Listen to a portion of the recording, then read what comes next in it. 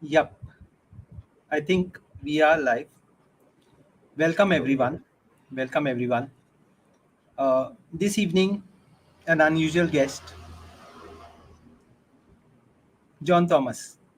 John Thomas used to be my boss, but that's not why he's here. He's a man of many accomplishments in journalism, in related fields. And today, I'd like to introduce to you John Thomas. He's been a journalist in India, in Bangalore, in Calcutta, in Singapore, all over the place. People who worked with John are going to tell you that he's a meticulous person with his details, treats his staff well. That's my experience. I don't know about yours. I hope you can agree. And the kind of person who expects hard work from you and is willing to take up for you if something should go wrong. The kind of bosses we had in the 80s, 90s, and probably are in short supply today. John, I'm not going to bore people with my clatter, but opening to you, I want to start off. I know your career is 50 years long, okay? Uh, and with the last few years in retirement and out of retirement and back in work and back in journalism teaching. We won't start chronologically because that's going to be boring. Tell us what were the high points of your media career. If you have to look back, what is one stint which you like the most? If I were to look back now, I would still, given the kind of circumstances we live under, I think I was lucky to have been thrown into the emergency. I was a young reporter with the Indian Express in Cochin, and Kerala had started an edition only in 73. And we are talking about 1975 when the emergency came. So I was 2 years old as a reporter, cycling around Cochin and trying to change the world. That's when this strikes me. And I had a boss for the bureau, and because it was the production center, he was taken out and made into a managerial position. So effectively, emergency meant I became the sole reporter for that Ernakulam district and that surrounding areas and all that, in the smack in the center of Kerala, and also for the production center. That means, you are the production center's reporter. It threw me up.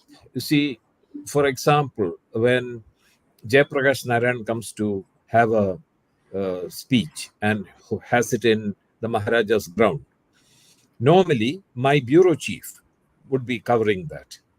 But things that I would normally not go as the second in the bureau, I got to go. So I got thrown in, and it gave me exposure much more than I would have expected purely because of circumstances. And I had to do that, and I got bylines before time. Otherwise, in those days, you'd never get a byline. It was always Express News Service for bachas. And, you had to be in Delhi or big places to get bylines. But things like these forced some bylines on. So I'm saying it was a good learning experience to be prematurely thrown into responsibility. And I And think all through my life, that is what happened to me. I held responsibility beyond my age and seniority. that's a very modest way of putting it, but I mean, we won't go there. I won't debate that. But of course, Indian Express during the emergency was a different beast altogether and critical. Yes.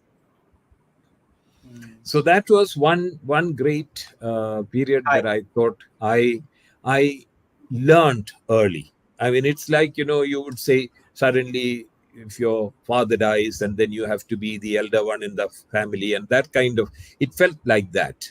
Yeah.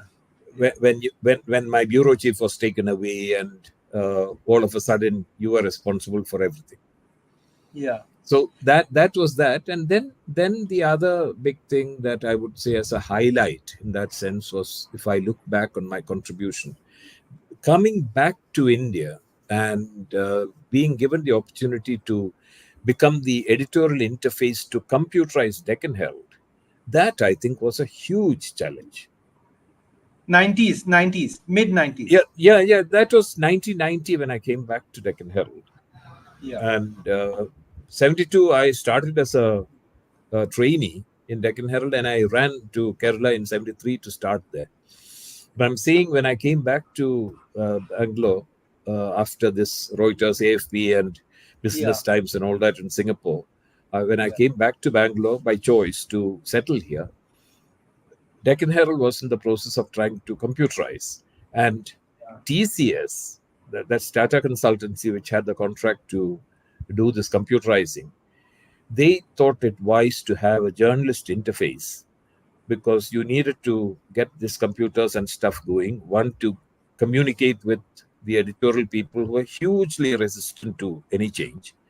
So being recruited for that and being put into that was something that, again, I felt I was thrown into the deep end and had to do things. And that is the other big highlight, other than the satisfaction that today I enjoy in my old age of having a whole lot of students who have done fairly well in life and who once in a way call me or wish me for a birthday, or I see something. And today, for example, for a bad headline in Deccan Herald, I took a picture, explained it to the editor in charge, and said a gentle advice to the sub-editor for misleading headlines should be in order. And she accepted it, saying, yes, thank you for pointing it out. So those kind of things are all nice, but they stem from my getting thrown into things beyond or before time. That's a very nice intro, John. I wanted you to start, with the highlights, and you've taken us there. I know Deccan Herald's computerization plan was very ambitious and way before its time, and all these kind of things. We'll come back to that later. But before we won't jump ahead of ourselves in the story. So I just want to understand your trajectory well. It started off at Deccan Herald as a trainee sub, then it goes to Kochi, then it goes to Singapore via Hong Kong. So you worked because I needed to. The reason is I had to go. See, when I left India in 1979 Christmas time, I had not seen a computer. I had absolutely no idea what a computer was. And I go and land in Singapore, and lo and behold, I find that they've all started on computers in the thing. So I needed to get my ignorance cleared. So I was able to go to Hong Kong and start sitting around, pottering around in the South China Morning Post, which is the big newspaper there in Hong Kong. And mercifully, I had to unlearn everything that I knew from here because I thought I was already the cat's whiskers with Indian Express and all that experience. I go there and I look like a total illiterate. So it was all right in a strange place to start like a bachcha. And I was already married then and all that. And you go through that. And then I got hired from Hong Kong to Singapore. So when I went to Singapore, I've already seen computers. At least I didn't look like I didn't know, how to correct a headline on the screen. So that is what that Hong Kong, when I say via Hong Kong to Singapore, was that was what it was. It was a period of 3 months that I went into literal learning exile. How was your experience in both of these places, journalism in Singapore and Hong Kong? Then Hong Kong's, I didn't go reporting, and for me it was totally on the desk. Told you I was trying to learn to in those days they were on mainframes and your computers were slaves. That's how in those days they were called. They were slave computers, and so you got copy coming in from the agencies. So you had to take them, open them. The agency copies come in takes. First take, second take, third take. So what happens is you have a story that starts out probably Obama 1. And then next 3 other stories come in. Then you're looking for Obama 2. So you need to take them out from the queue, put them together. That's what you call queuing it. So you had to join them and queue them, and then if it is a business story, then you have to move it into the business basket, and the business desk will pick it out from there. So you needed to learn to do all that. And that was my great learning thing of how to do this as a Q sub, as they called it. That's in QUEUE sub. I see. Those are all, I don't think those are all roles that are now there anymore. But those were all those days. So I did that. And then what I understood also, which I had to do, was I had to read all these commands. In those days, they were not the computers that we have today, which has user graphics. So you have drop down menu. You don't have any of those things. In those days, even for to hit and enter, you had to literally give a command Right. with a greater than and a close command, and you had to do all those things. So everything to do these things, you had to have these command things created. So that was what the experience was. Whereas once I came to Singapore, then the thing was, I was again back into reporting, because that was my forte, and that's what probably the people who interviewed me always found. Rather than put this fellow on a desk, let him be on the street. So that's what I did. And Yeah. until I came back from there, after a reintroduction in Business Times in Singapore, when once again I went back to the desk, deliberately wanting to learn production and printing and all those things, and also learning to, because agency reporting is straight reporting. You can do news analysis, but you don't comment. I went into Business Times as a edit writer. So I learned to write edits. I learned to write these kind of ponderous articles, which you need in business uh, newspapers. So I did all that. And with that production experience, I came to Bangalore. And so therefore, when Which was very useful for you when you came to Bangalore in the senior post of chief of totally, officer. But totally, before that, we'll huh, come to that. Before that, what was the journalistic scene in those days, Singapore and Hong Kong, compared to India? Then was it technologically more advanced, relatively speaking, more freedom of speech, since Hong Kong was Western controlled, and how did it work? no, freedom of speech was absolutely all right in Hong Kong. The technology wise, they were way ahead of us. I mean, we hadn't even come to computers at that time. We had only, by the 80s, we had come to change from the linotype to the computerized printing, which came Yeah, out on bromides. The yeah, composing was done, and you yeah, press execute, and it went and got printed onto bromides, which you had to cut and then paste. That's how yeah. the pages were made. Otherwise, when it was hot lead process, they were done on flonks, and then you had to create those big things on the rollers and all that and that. So we were on that in the bromide stage, when they were already on computers and editing on and making pages on the screen. They had That's a already difference. started. That's a difference. So the journalists were on computers, and here computers were being used only to typeset the paper Correct. from the Correct. technical Correct. side. Hmm.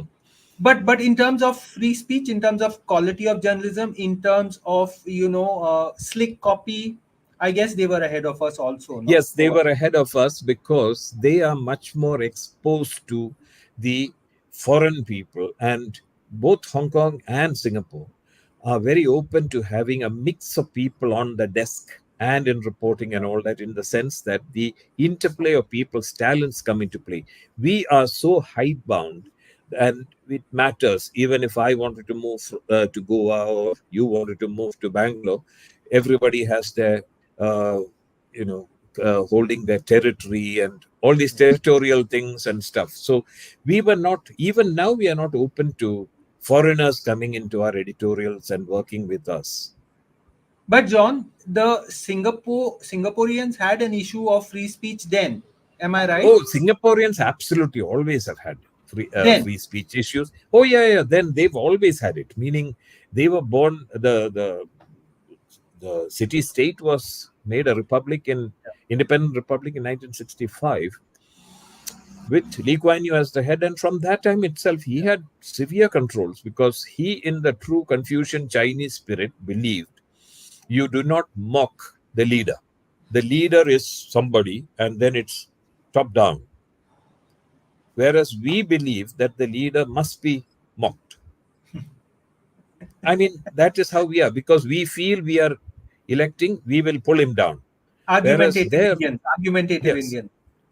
yes, that's right. We are the argumentative Indians. And so our thing is like that. So even now with Modi's very strong Lee Kuan Yew kind of, place, see, for 10 years, if he doesn't hold a press conference, and he holds forth with his favorite people, that's exactly how Lee Kuan Yew like doing it.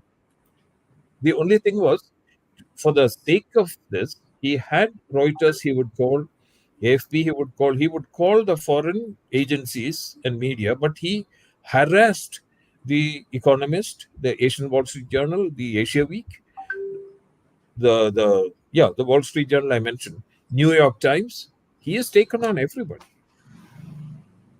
John, then you head back to Bangalore. How does it work out? Which year it is, and how is the transition? The transition was in 1990. I moved here in April of 1990 to resettle. And then I had to first put my son in school, started in June. And then it was in September or so that I then got to join Deccan Herald. And Deccan John Herald, Thomas descended on us. John Thomas descended on us, which we were, of course, we were full of trepidation and wondering how it would go. It went well.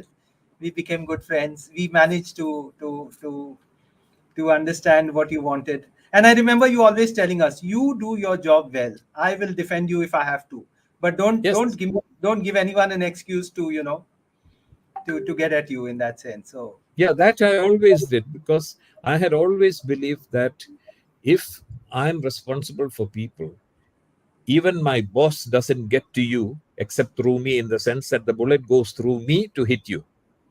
Otherwise, I stop it there. that's one. Okay, that's one nice John Thomasism. The other John Thomasism, I remember you telling us, this is a light one. Some days we would not file, and then after a few days we would file a lot, maybe like 3-4 stories coming out together, and then you would tell us, do you know, in Malayalam there's this saying that a constipated bull craps a lot. So that's it. But anyway, to get back to the serious point, you are now the chief of news service, CNB, chief of news bureau, in Deccan Herald, Bangalore. And Deccan Herald is still a prominent paper.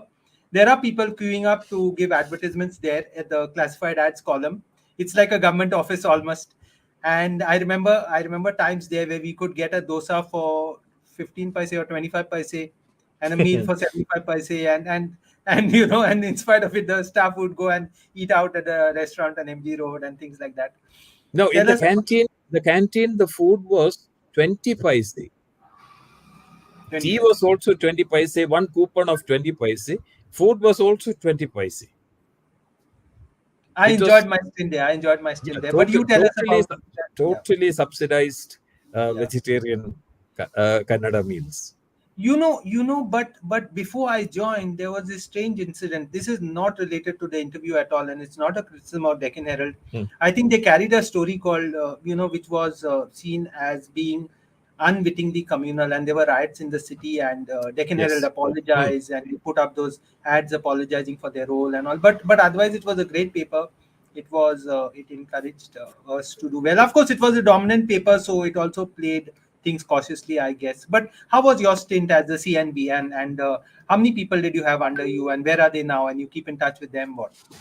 The thing was, I was straight away given the Deccan Herald News Service, which meant all the bureaus of Deccan Herald in India, which meant correspondence in all the states in the country. And we, at that time, we did have stringers in London, Nicosia, and New York. I mean, Washington DC. What were their names? If you can refresh us, I remember. I can't remember the Jansen London. was in Nicosia. Jansen, of course, Mr. Jansen was there in Nicosia, Yeah. but and so he covered all of Middle East for us. And in London, who did we have? We had Sudhanshu Das or somebody, I think it was. Okay. And in Washington, D.C., we again, I think, had one Mr. Bhatia before we posted Akhileshwari there. Yeah. So, Akhileshwari was the one that we posted from here, but that's our own stuff posted there. Otherwise, they were all hired there and were on contract. And they were not like us full-time staff where we fell under the wage board and all that. So for them, it was a lump sum figure on which they worked. And if there was additional stuff that anything had to be done, meaning like travel to somewhere, then those foreign ones came to me, but then they had to be passed directly by the managing director because that was all foreign exchange stuff. Yeah. So you are getting a lot of copy from all over the country and these pockets in the world. And how do you cope with it? It was a big struggle, I guess, because everyone is shouting, my story is not being carried. And no, that was okay. I mean, the thing is, because I was a reporter and I'm still a reporter at heart in that sense, I had a strong watch on everybody's copy coming in because there was, at that time when we started, there was what was called a teleprinter room. And I would go and stand in the teleprinter room because several of those dedicated lines, there'll be a Delhi line, there'll be a line from Bombay, there'll be a line from Calcutta, there'd be a line from Trivandrum. So you had all these teleprinters connected there. And when they come alive, you'll immediately draw your attention to the, okay, Trivandrum is coming online now, or Bombay is starting something. So you can go there and see what's coming. And you go there, and I was a person who would type on that thing because in Cochin, I mean, in my Ernakulam days, in my bureau, I had a teleprinter and I had learned to work the teleprinter. You were a very hands-on guy. I was totally hands-on. So I would send messages on the teleprinter straight to correspondence, which was very easy for them. Yeah. So to your question of how did I manage such a lot of it, I don't know. I was always a multitasking person, so I would simultaneously jump around, tear copy, go and pin them together and say, okay, to the chief sub or whoever it is, saying, look, there is this copy we had asked for, and it's coming from Goa or it's coming from Guwahati.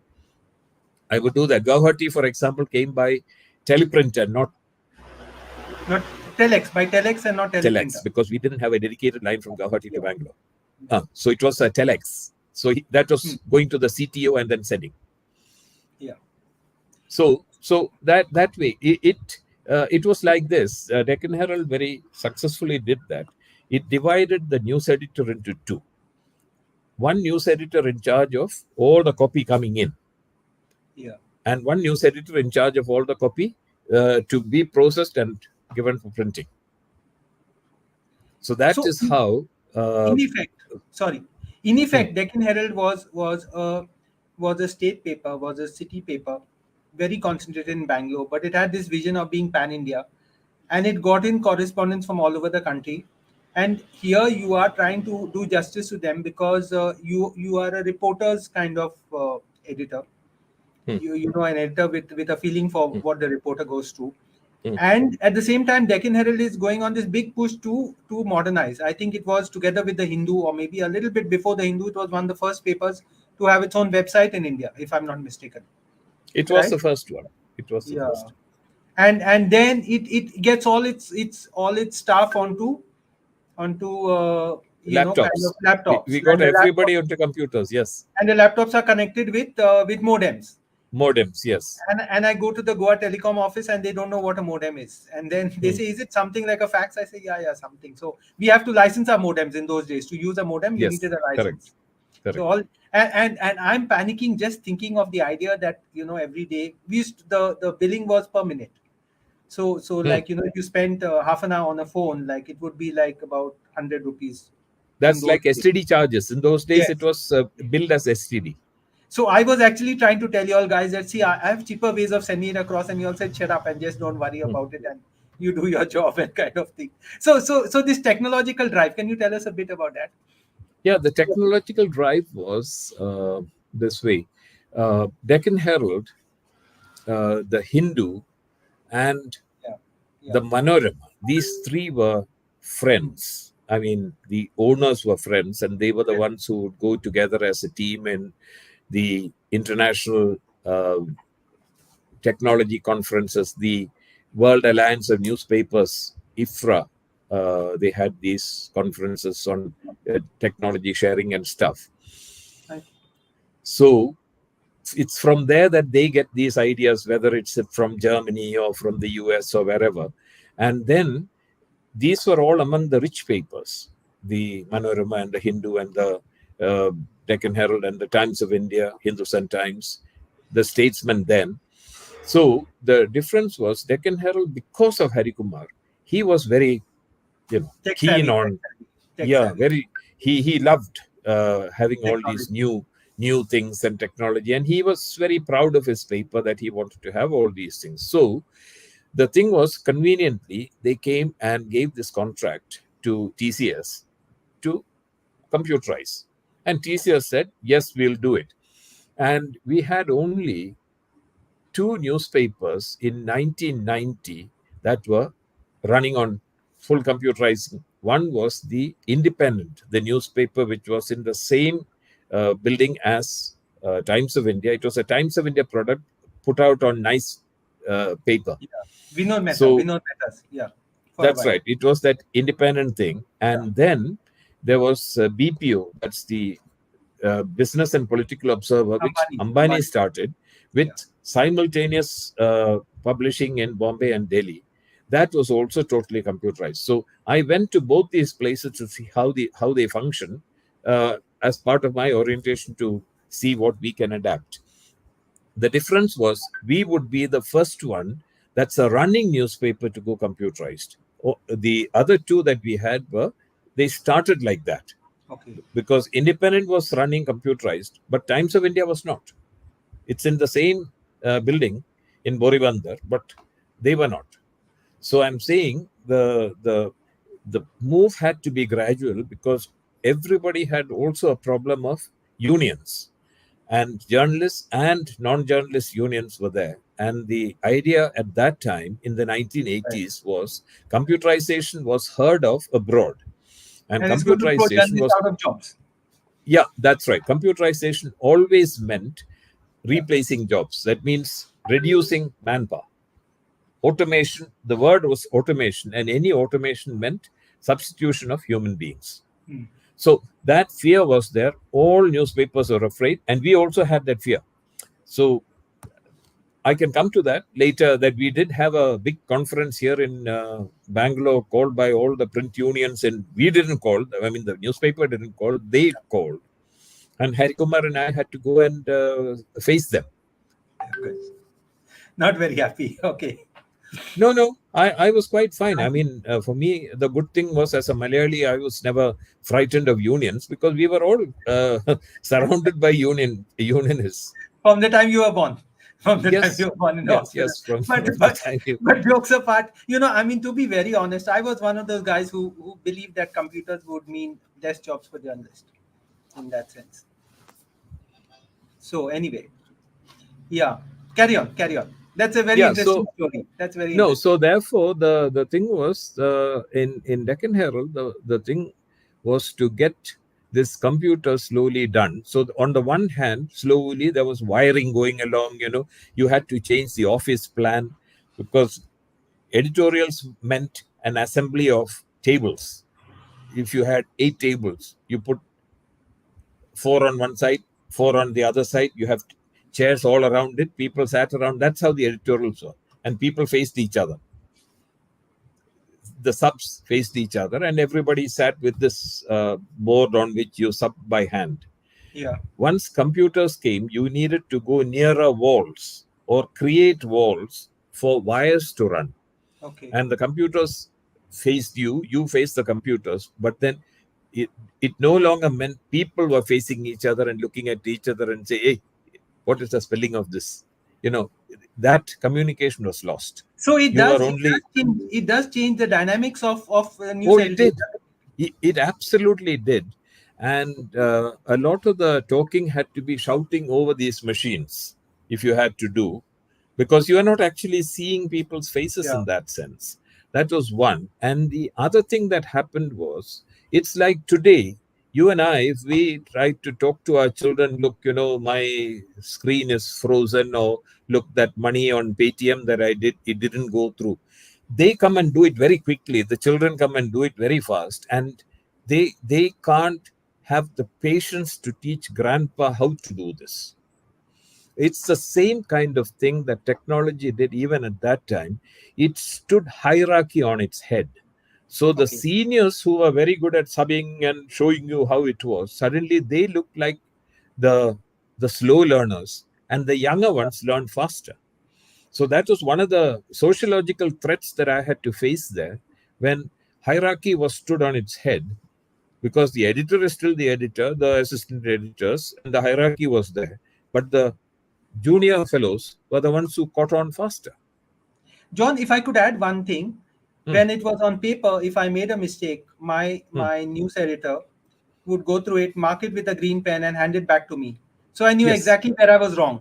Hmm, When I'm working on a computer, I make n number of mistakes. The boss or the superior who's checking doesn't look at it anymore.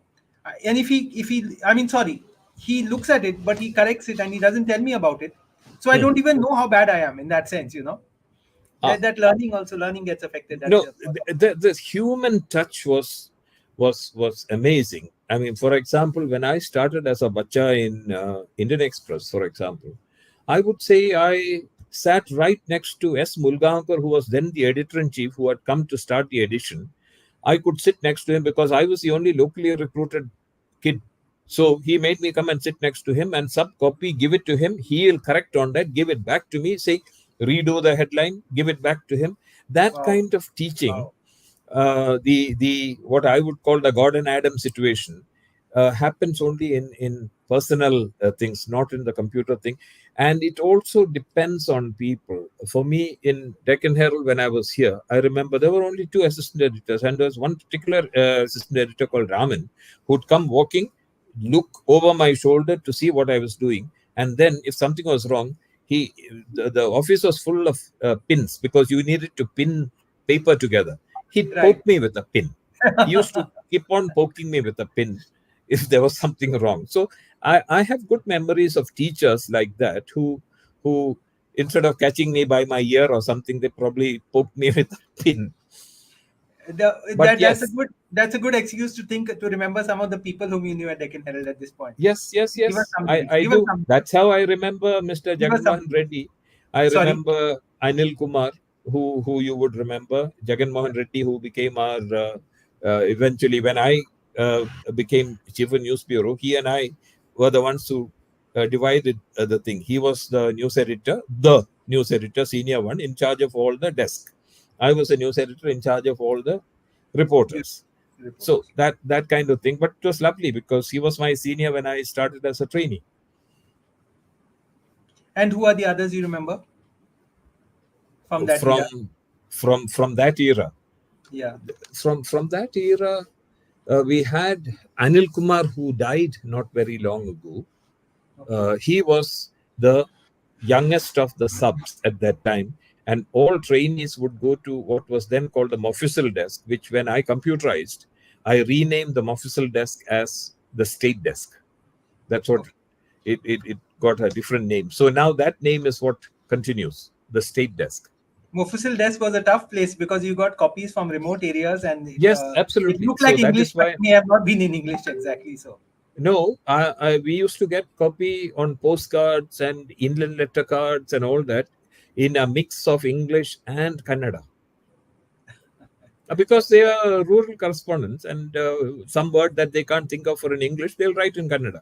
And so yeah, then somebody like me who doesn't know Kannada will have to ask Anil Kumar or Gopal Rao, who was the senior of the thing, and he'll yeah, say what that word means. Then you type it, because the main thing that you had to do in those days was you had to type the copy and then sub the typed copy. right, right. So then from here you move on to Statesman. Is that right?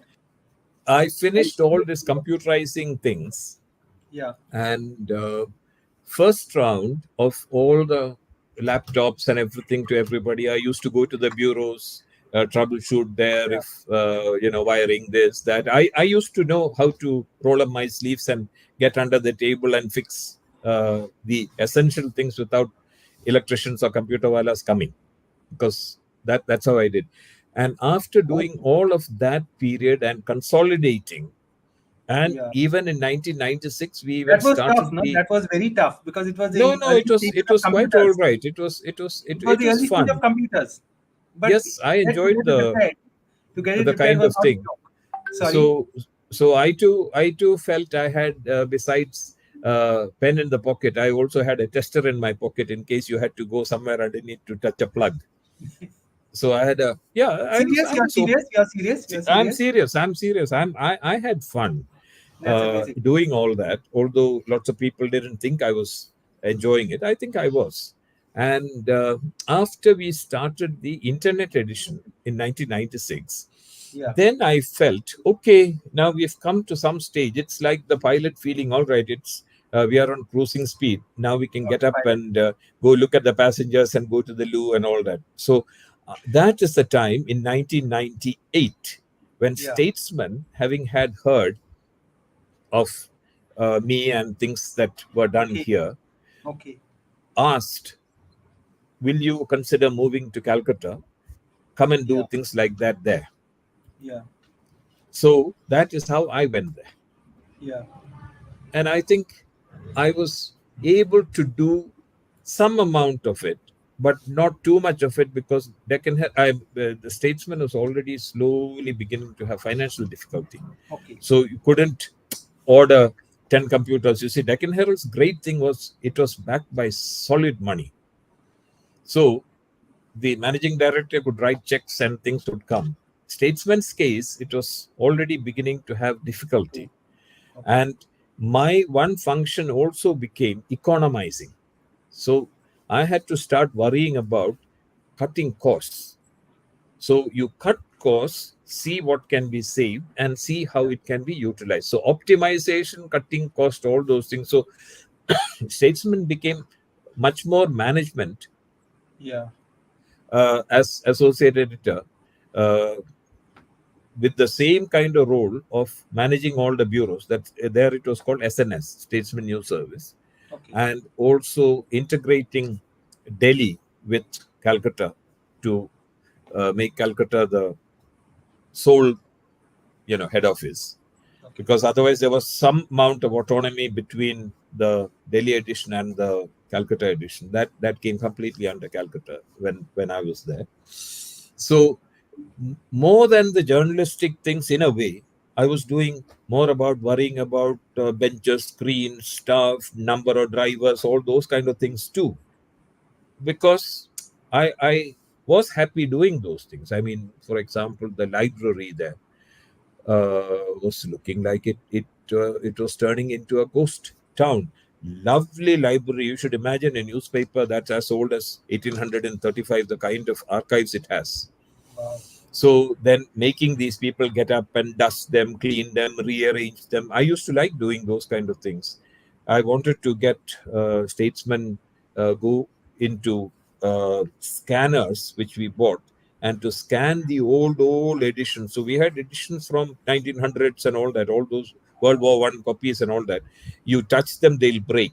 So you had to be very careful, get them scanned, and put them onto the CD. So the thing I was then proposing with Ravindra Kumar, who was my immediate boss, was that we try to make some money out of it. Meaning, if people want to access archives, right now it was a public service, but Yeah. if you computerize and make them into this, then the advantage was you can uh, put it on the system where people can search, take printouts, and pay for it.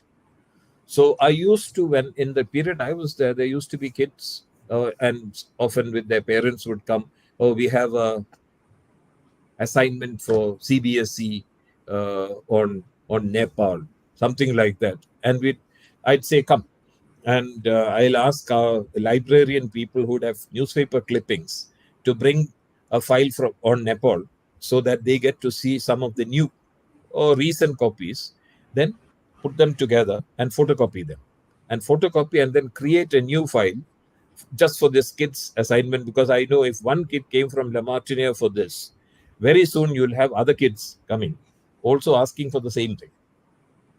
So those sort of things, I enjoyed Calcutta's stint in another kind of way, which was also helpful because the editor, Mr. Irani, and the managing editor, Mr. Ravindra Kumar, didn't particularly fancy having people walking in and seeing them. So from the reception downstairs, and Statesman being what it was to the Calcuttan, and it was the repository of all knowledge. Anything that anybody wanted, even if you had a bet with somebody and you wanted to find out the thing, in those days, again, you should remember there were no computers in Calcutta. So you'd come to Statesman and ask the question, what is the answer to this? And so I was usually the person who they would direct me to. So that was that kind of a thing. It was another sort of editor job, One or making two peace. points. One or 2 points from what you're saying. I Hmm. think people who are not of our generation would forget how important newspapers, newspaper clippings, newspaper libraries were in those pre-internet Yes, days. yes, Where today, you just click and you find all the information. That time it was correct. not Now possible. you can go on to, you can search Yeah, online. In those days, how many people had any computers at all? yeah, yeah. And 97 was when the computers were just opening up, just about in the country. and And we can, and so until what? Until the 2000s end, we still had uh, even 2010s people went to this computer centers. yeah, If you had to send a letter or you had to send an yeah, email, yeah, people went to these computer centers. And just before that, you had the STD booths where people went to make phone calls. The same way, you had these computer centers where people went right. to, because not many Yeah. people could afford a computer. The other point, John, Hmm. everyone forgets how important a paper statement was till that time, also almost. And before it, I remember growing up as a kid with Junior Statesman, JS, Yes, Junior yes, Statesman, that's right. and everyone had a high reputation of statesman. And if you read something in Statesman, it had to be right, and the language had to be right, and all that. But anyway, Well, Desmond Doig had retired, uh, and the JS had been closed when I went in 1998. yeah, And there was a few members of the staff from the JS who were absorbed into the Statesman and continued there. like Jag So Suraya was still there, or no, no, not Jag. Jaksurai had already left, he'd gone to Times of India. And Yeah, we had Michael Flannery, for example. Michael Flannery was then one of the youngest sub-editors of the JS when it was closing. And I see. he was our features editor. He was a good guy in Statesman. I still am in touch with him I see. in Calcutta. He's long since retired. Yeah. Then you come back to Bangalore and it's Vijaya Times. When I come back to Bangalore in 2002, the timing was like this. I had Yeah. booked this flat where I'm talking to you from now, and it was ready for possession. So I had to come back and take it. One, okay, you can say, all right, I can continue staying and give this on rent. No, the point was my son was ready to join National Law School also at that time.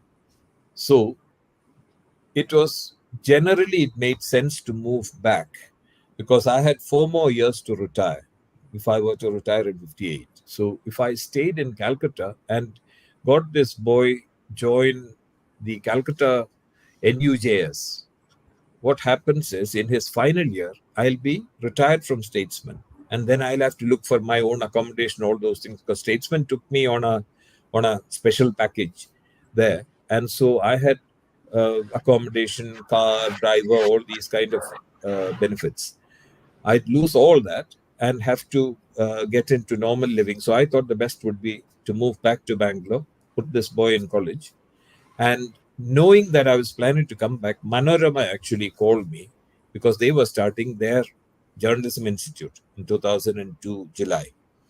So there we are going into the next phase, the very interesting phase of John So Thomas that is when becoming formally the teacher. I take a break and go into teaching, because So tell us without about that. formally, Tell us about that. Tell us I will about your tell you that because teaching. my claim to fame was in 1992, I started, while I was still in Deccan Herald, helped the vice principal of Christ College, which is now called Christ University, start its BA journalism there.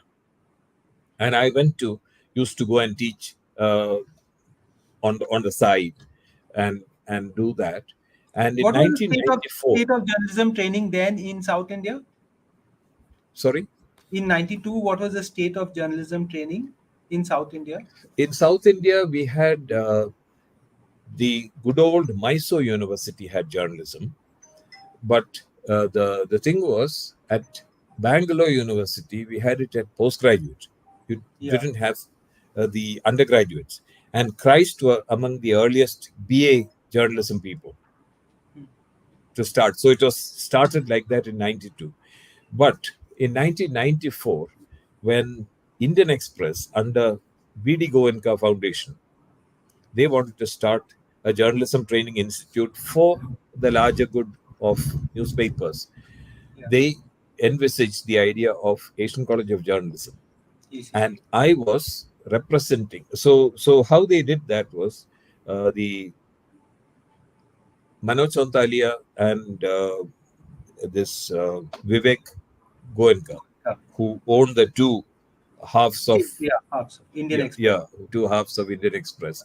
But their grandma, Saroj Goenka, who was Bhagavan Das Goenka's widow, she was the chairperson. So she entrusted TJS George to form a committee to get going on this thing.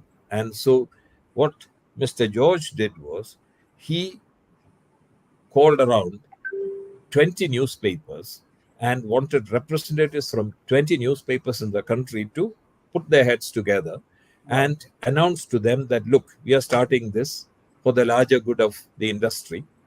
And this is they didn't have the word CSR in those days. This is like Okay. the corporate social responsibility of Right. the Indian Express group. And so we wanted everybody's goodwill and input. So I represented Deccan Herald in those days. And Okay. I was therefore, because I had the advantage of being local, and this ACJ was being done in the Indian Express on Queen's Road. Queen's Road. So I could more easily go around, talk and brainstorm and be around. And so when it started in the Indian Express building, I was a known fixture there already in that sense.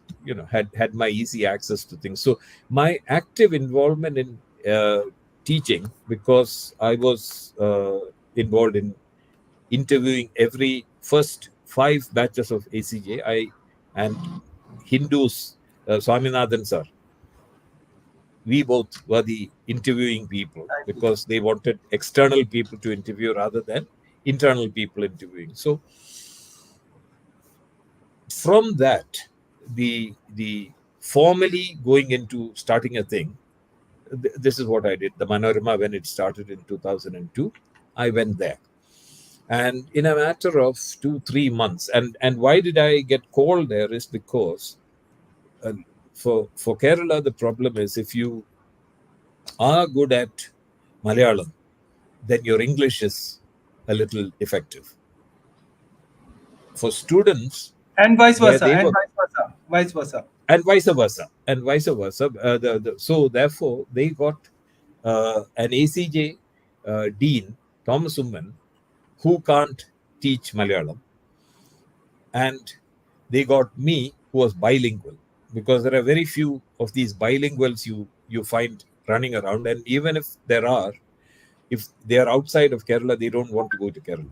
So anyway, I agreed to go, and then they found Ignatius Gonsalves, who's now the ICPA president, the Catholic Press Association. Okay. He came as the Malayalam teacher. So Malayalam teacher, English teacher, in between both teacher. So that was my function. So the class is 20, 10 English and 10 Malayalam students. So you had to teach them both. Wow. And the practicals, you had to have Malayalam stories and you had to have English stories. Wow. And Not a joke. reporting Not a and joke. editing. Yeah. So I was the in-between man. As I told you, there was the Malayalam teacher and the English teacher and the in-between both persons, common man. See, the So devil anyway, is in the details. That the details are very fascinating because there are so many things that you've told us which we were not aware of. and then 2-3 months down the line, my problem was my wife was not interested in coming to Kerala. My son wasn't interested in coming to Kerala. I mean, in case I decided to stay on. So that was there. And by 2002, October, November time, Vijay Karnataka, which was then running as the number one Kannada newspaper in Karnataka, owned by Vijayanand Travels people. VRL. VRL. Yeah, VRL people. They wanted to start an English paper. And so they were looking around to see who can lead it. And I was asked. At that time, I was in Kottayam. I couldn't immediately come. So therefore, then they settled on Suresh Menon. Yeah. And by December, Suresh Menon had joined, and it took me until Christmas to be relieved from there because I couldn't just up and leave the students in a lurch. So I had to finish one term and then come. So I did that. And I came and joined, and Suresh was here heading it for a month when he left. And then it fell on me because I was, anyway, when I was brought in, I was effectively doing the edit and the op-ed, the stories and all of those things and stuff. And it was just easy. If the editor left, I just continued carrying on doing pretty much the same work. And that is where uh, all my old experiences of writing edits, writing articles, making pages, doing letters to the editor, all sorts of things. I did plenty of things, including grooming people. Throughout your So, career, you have had a very strong interface between desk and field work. Apart yes, from journalism training, apart from the third leg of the stool, which is journalism training. yes. Now, what happens, John, in today's world, as we follow the British model of deskies being one side Hmm. and reporters being on the other side? Sometimes I get the feeling that it is a bit unhealthy because a deskie would never know what goes into writing a report, and he or she feels a sense of resentment. These reporters are smart alecky and they think they are the cat's whiskers, and on the other hand, the reporter will throw any rubbish at the deskie and do not know the problems that goes into editing and laying it out and all that. so Yes, so yes. what's your thought on this? Is the British system we follow, watertight divisions between these two, really good, or should we be looking at something continental where everyone is a bit of a editor, I mean a sub editor and a bit of a writer? I would, if I could still persuade proprietors to do it, I would Yeah. love to do the system which Malayalam newspapers, several of them have, where subs and reporters are interchangeable, meaning you can be posted in Bangalore on the desk for three Okay. years. Then you can be posted as a reporter in Bombay for 3 years. Then you can be transferred to probably another place as a reporter, but the next posting for your promotion, you might be coming totally as a desk man back. So you were good at both. And that is a good career path for you to grow up and be a good an editor as you grow up because Right. you've experienced of both the field and the Right. desk. I would love to do that. I got the benefit of doing both.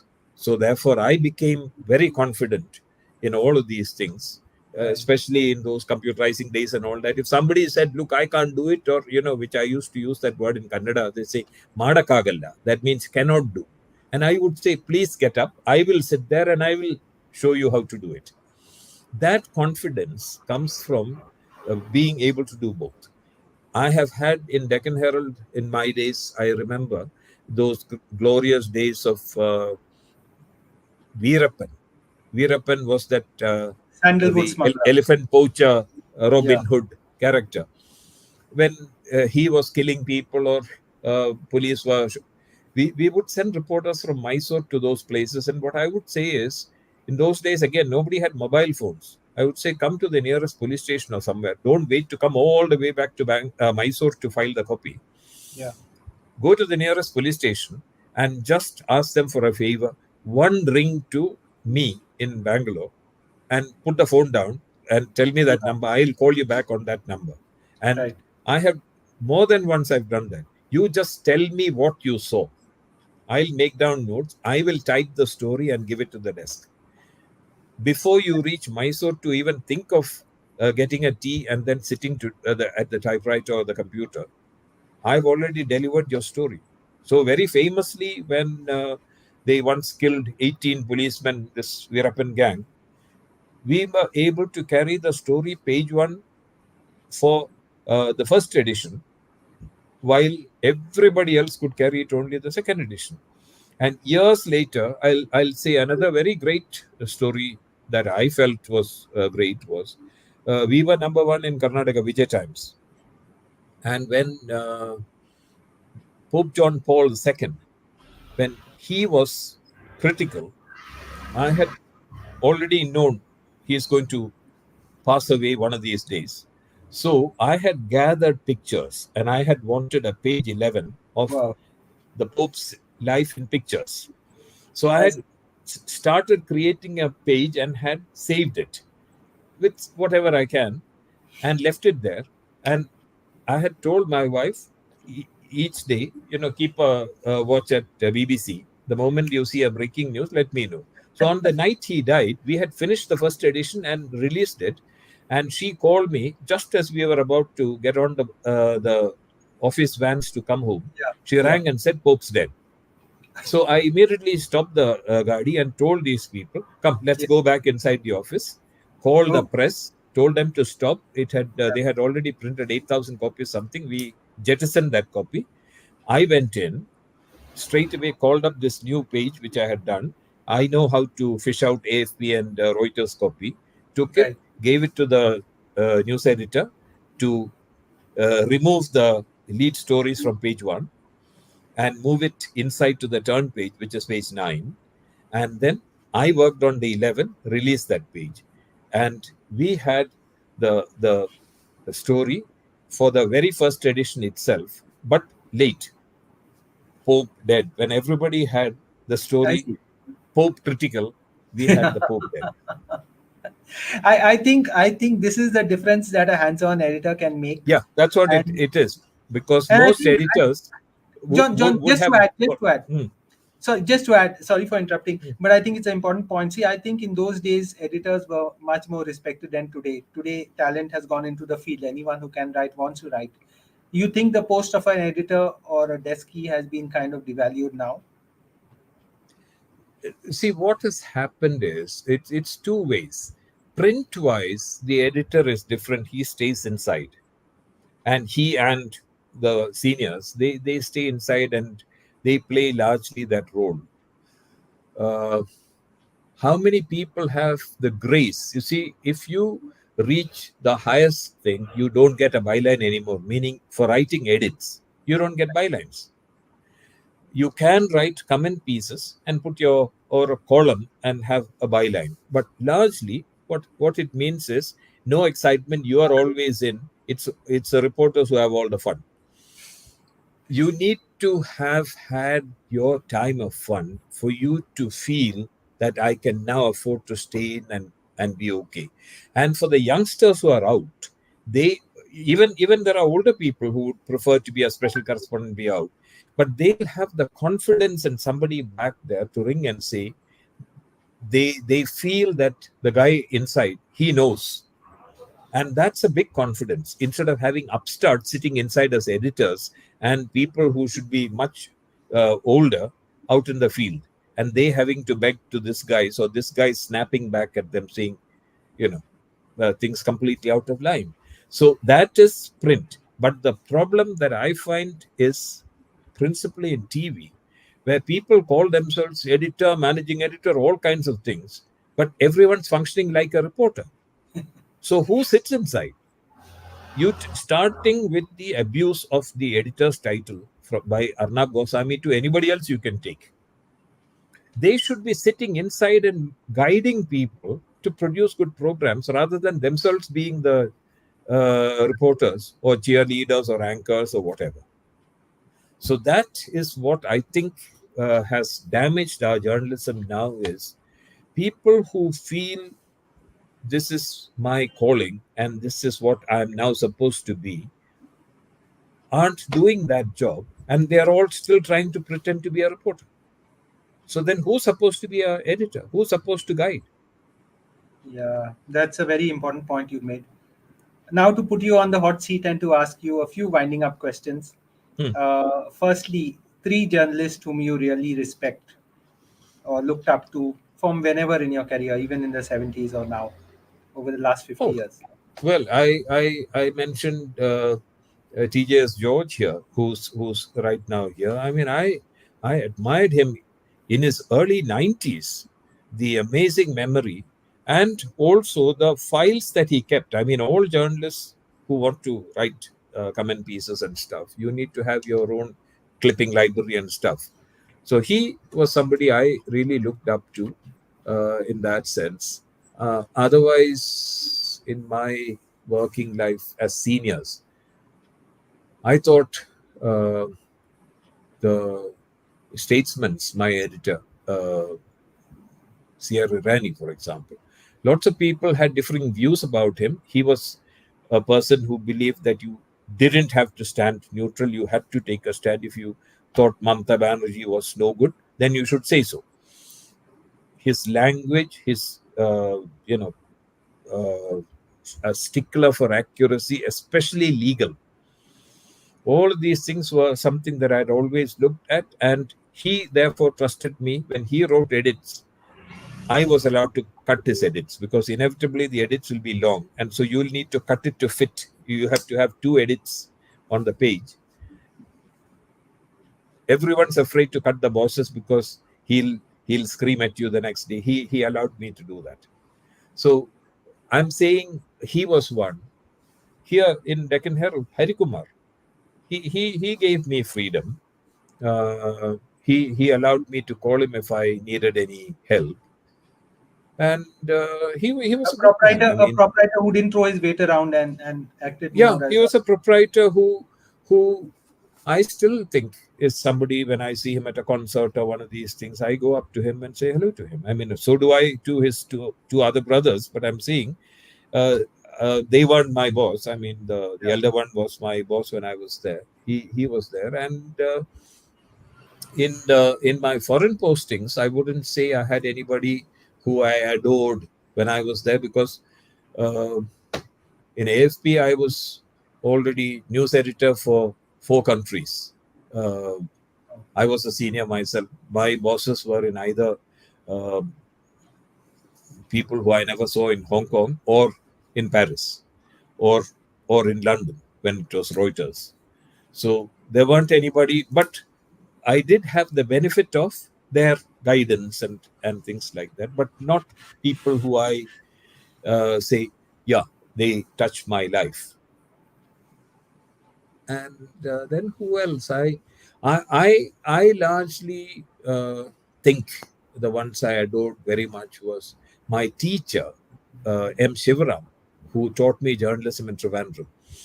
He was an amazing character who worked for Reuters in Singapore, Malaysia, just after World War II, and became the person who Reuters sent. He was a Rangoon correspondent when Aung San Suu Kyi's father and the other generals were assassinated. So that was one great posting he had. He was back in Delhi and trying to get together because at that time Reuters was our national news agency. So the British after 1947 wanted to create one for Pakistan and create one for India and hand over, what eventually became PTI. So he was in the process of doing that when 1949 China became the communist China, new China, independent.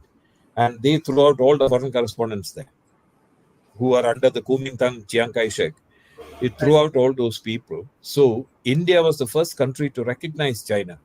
One of those mistakes that today BJP might call Nehru. Jawaharlal Nehru. Okay. So they thought, or rather the Reuters thought, okay, if all the white men have been thrown out of there, here we have M. Shivaram. if he is posted as a PTI man, we will pay him, put him in Peking. He files copy to as an Indian correspondent to Delhi. We take the copy and send it to London and report Oh from God. there. So they overnight they managed to get a correspondent in Shivram who could send their copy. So this man had wonderful stories to tell. So I grew up with him as my principal, and he took a liking to me. And I'm always grateful to him. He also, because he was a person who was the old school where you had to drink and you had to smoke to be a great journalist. He was like that. And he taught me also as part of the learning how to drink and not get drunk. Because he said, one day you will have to buy a drink to people for your story, at which time you get them drunk so that they talk, but you keep your head and you write your copy and run to the office after this, type your story, and then collapse. Somebody will take the story off the typewriter and give it for composing. You've told me so much that I've calculated there are 12 chapters already set for your forthcoming autobiography, and I hope it gets done. But before letting you go, I still have a couple of more questions. One is 3 books or websites which you would recommend young people wanting to enter journalism or just getting started to read. For yeah. The latest one to come out is Deccan Herald's. My former boss in Deccan Herald, when I joined, there was a BRP Bhaskar. He's just written Yeah. a book. Yeah. That book, I think, is a book that In people can Malayalam read. with the English No. translation. He's released Yeah. an English version. Yeah. Yeah. He's released an English version. I can't remember the. 1 second. I can give this thing because I put it in the Deccan Herald alumni group. Yeah. That New book. newsroom? Is it newsroom? No. Yeah, The changing India. The it's a changing India. newsroom thing. Yeah, it's a newsroom thing. 1 second. It's There are a couple of books here which. so that is one book I would say because Yeah. that's new, absolutely Yeah. new. Yeah. And then I cannot immediately think of any more books in that sense to read because The old textbook. Stunk and White, plain English, No, simple English. those textbooks are great Yeah. to read. I mean, they're all great to read, but I very unfortunately to many people I'm not the thinker academic type where I think hands-on teaching is what makes you a journalist because that's what makes you thrive. Writing books or reading books and all that is okay for exams, True. but practical things that you need to do is what people need to learn to get on to. So I don't really have. This is a book that I did. There was another one which my contemporary Sebastian Paul wrote in Malayalam in Kerala. That book I bought because that was his memories of Indian Express and those days in Kerala. So that was there. But other than that, I have no books to really recommend. If you ask me, I think reading the day's newspaper, spotting mistakes, and correcting yourself is the best learning. And the last question, positively, the last Hmm. question for tonight. Uh, Tell us about 3 persons ex Deccan Herald who for those who are ex Deccan Herald here question who have done the most unusual things or taken the very unusual trajectories in their post journalistic careers. Well, you are one because you went out more than into journalism. You went into open source computing and open source software and those kind of things. Your interest changed into a lot of those sort of things, No, but I which think there are many others who have done amazing stuff. No, in that sense. I don't Was it know if Jeet many Thayil part of people Deccan have Herald? got. Jeet Thayil? Sorry, who? Jeet Thayil, the novelist. Jeet Tile wrote poetry. Yeah, but he was in Deccan Herald, and he also went Is on to write some. just barely there. I mean, Okay. I won't count him in journalism at all. Yeah. He went more into writing than Literature, into actual journalism. I mean, you Yeah. went into journalism, and then when you wanted to take a break, you wanted to do other things. So that's what you did. Some of our There are guys, some of our guys became preachers and all kinds of things. No, I mean, like, such as who I think the Varghese there went into journalism teaching at Srishti, no? A.V. Varghese? yes, Varghese went into teaching, but then so did I. Yeah, I think I went into journalism teaching seriously. yeah, Varghese went into that, and then the changing mediascape, that is Bhaskar's book in English. There, right. I can't show here. It's changing mediascape, Yeah, and because that gives a kind of his lifetime and the yeah, evolution of many things. It's a good book to read. yeah. I wouldn't call it a textbook, but it's a good book to read for youngsters studying. So you are one, and other than that, people who went into things. I mean, you can think of people who went out and started what all these people who went and started new websites Yeah. on their own. You think of the Scroll and the Wire and all of those things. They're all journalists who decided to break out, right down to our young Faye D'Souza from your Yeah. land. They are all Famous people who are from now Bangalore. Yeah. Correct. attempting to do new things. Correct. We can think of the News Minute, Dhanya. Yeah. She went from TV and then decided to start. That. People who went into, yes, that's right. This is the media landscape. I mean, Yeah. Mediascape book that you're showing on screen now. You see the media opening up much more now, or is opportunity shrinking as the economics of the media kind of gets challenged? No, I think the media opening up. You see, what I think it's a combination of both. Yeah. We have a whole lot of people who have grown dispirited and don't want to come into it. I mean, if you go to journalism classes now, very few want to go into journalism, and that is because the they say in Hindi the mahol has been created, which in English you say the narrative has been created. Print is dying, everything is dying, journalism is dying, it's all worthless. That's not true.